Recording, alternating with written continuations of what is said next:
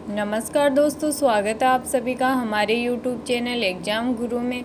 अगर आप किसी भी कंपटीशन एग्ज़ाम की तैयारी कर रहे हो, जैसे कि REET second grade, first grade, पटवार, ग्राम सेवक, राजस्थान पुलिस, SSC, जो भी इनकी तैयारी कर रहा है, तो जनरल साइंस से रिलेटेड जो भी क्वेश्चन बनेंगे इस YouTube चैनल के माध्यम से आपको बताए जाएंगे।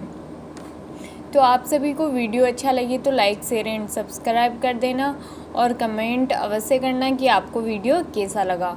तो चलो वीडियो स्टार्ट करते हैं। क्वेश्चन नंबर 1 है, प्रोकैरियोटिक कोशिका में नहीं होता है, यानी कि प्रोकैरियोटिक जो कोशिका होती है उसमें क्या नहीं होता है। आप सभी को पता होगा कि प्रोकैरियोटिक कोशिका क्या होती है। प्रोकैरियोटिक कोशिका वो कोशिका होती है जिसके केंद्रक के चारों ओर केंद्रक झिल्ली नहीं पाई जाती है, उसे प्रोकैरियोटिक कोशिका कहा जाता है। तो ऑप्शन में ए में है DNA, बी में है न्यूक्लियर झिल्ली, सी में है क्रोमोसोम और डी में है न्यूक्लियर पदार्थ।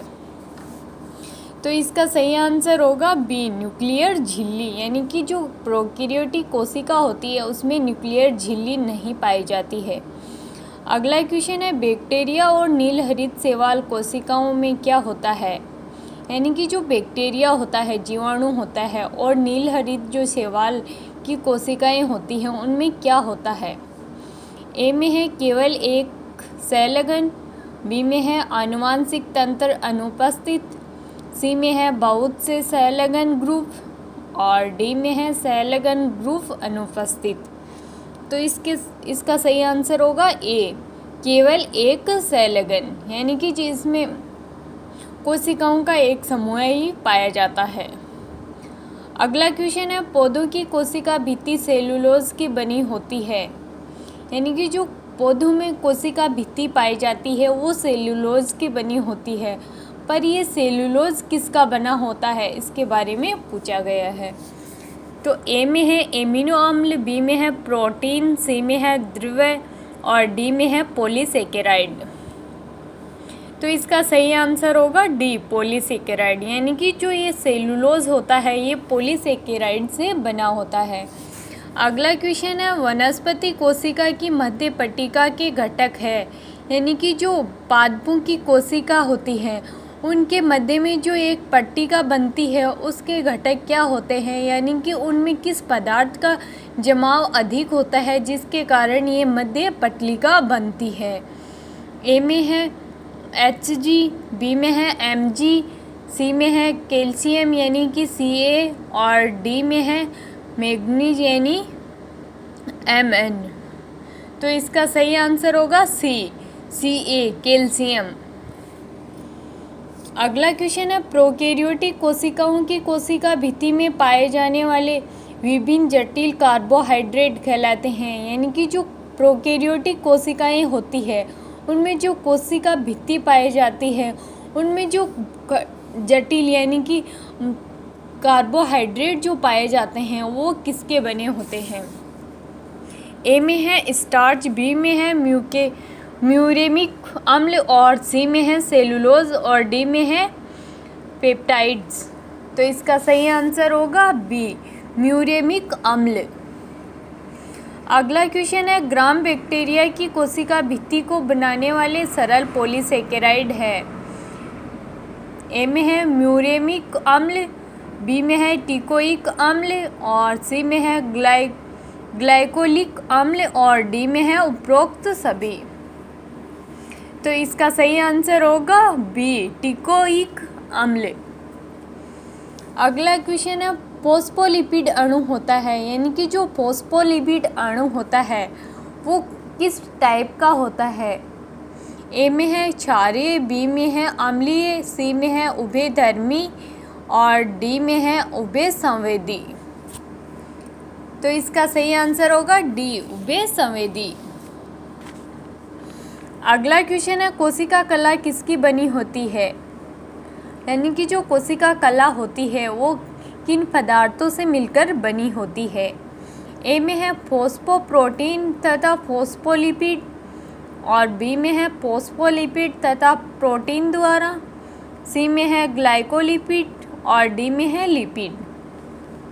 तो इसका सही आंसर होगा बी, फोस्फोलिपिड तथा प्रोटीन द्वारा, यानी कि कोशिका कला होती है वो फोस्फोलिपिड और प्रोटीन से मिलकर बनी होती है। अगला क्वेश्चन है, फोस्फोलिपिड अणुओं के जल विरागी सिरा होता है, यानी कि जो जल के लिए जल में घुलनशील नहीं होता है। फोस्फोलिपिड का एक सिरा होता है जल विरागी और दूसरा सिरा होता है जल स्नेही, यानी कि जो जल स्नेही भाग होता है वो जल में घुलनशील होता है, यानी कि उसमें मिल जाता है, और जल विरागी जो शिरा होता है ये जल में नहीं घुल पाता है। इसका ऑप्शन ए है द्विध्रुवीय, बी में है उदासीन, सी में है अध्रुवीय और डी में है ध्रुवीय। तो इसका सही आंसर होगा सी, अध्रुवीय। अगला क्वेश्चन है, फ्लूइड मोज़ेक मॉडल के अनुसार प्लाज्मा झिल्ली की संरचना होती है, यानी कि जो फ्लूइड मोज़ेक मॉडल है ये सिंगर तथा निकोलसन नामक वैज्ञानिक के द्वारा दिया गया है। तो इसके अनुसार ये प्लाज्मा झिल्ली होती है, इसकी संरचना किस प्रकार की होती है? ए में है माइसिलर प्रकार की, बी में है यूनिट मेम्ब्रेन प्रकार की और सी में है अध्रुवीय प्रकार की और डी में है अर्ध तरल प्रकार की। तो इसका सही आंसर होगा अर्ध तरल प्रकार की। अगला क्वेश्चन है, प्लाज्मा झिल्ली क्या कार्य करती है, यानी कि जो प्लाज्मा झिल्ली होता है उसका क्या कार्य होता है? ए में है एक क्रियाशील सतह के रूप में, बी में है सीमांतक झिल्ली के रूप में, सी में है ग्राहक प्रोटीन के रूप में और डी है उपरोक्त सभी। तो इसका सही आंसर होगा डी, उपरोक्त सभी, यानी कि जो प्लाज्मा झिल्ली होती है ये क्रियाशील सतह के रूप में भी कार्य करती है, सीमांतक के रूप में भी कार्य करती है और ग्राहक प्रोटीन के रूप में भी कार्य करती है। अगला क्वेश्चन है, प्लाज्मा झिल्ली से होकर अवशिष्ट पदार्थ निकलने की क्रिया को क्या कहते हैं, यानी कि जो प्लाज्मा झिल्ली होती है उससे जो अवशिष्ट पदार्थ बाहर निकलते हैं उसे क्या कहते हैं? ए में है एंडोसाइटोसिस, बी में है एक्सोसाइटोसिस और सी में है उत्सर्जन और डी में है फेगी। तो इसका सही आंसर होगा डी, फेगी। अगला क्वेश्चन है, लिपिड द्विस्तरीय दोनों और बाहर निकले रहने वाले प्रोटीन अणुओं को क्या कहते हैं, यानी कि जो लिपिड होता है उनके दो सिरे होते हैं जो दोनों ही बाहर प्रोटीन के अणुओं की तरफ बाहर निकले रहते हैं, उनको क्या कहते हैं? ए में है ग्लाइकोप्रोटीन्स, बी में है लाइपोप्रोटीन्स, सी में है आंतरीय प्रोटीन और डी में है क्षारीय प्रोटीन। तो इसका सही आंसर होगा सी, आंतरीय प्रोटीन।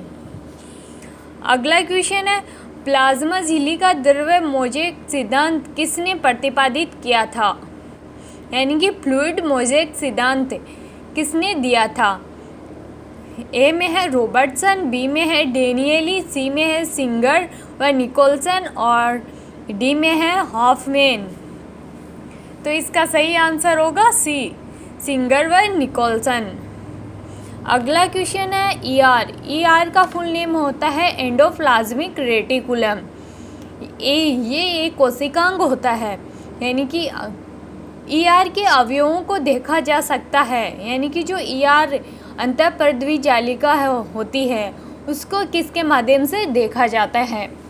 ए में है इलेक्ट्रॉन माइक्रोस्कोप से, बी में है साधारण माइक्रोस्कोप से और डी में है डिसेक्शन माइक्रोस्कोप से और डी में है कंपाउंड माइक्रोस्कोप से।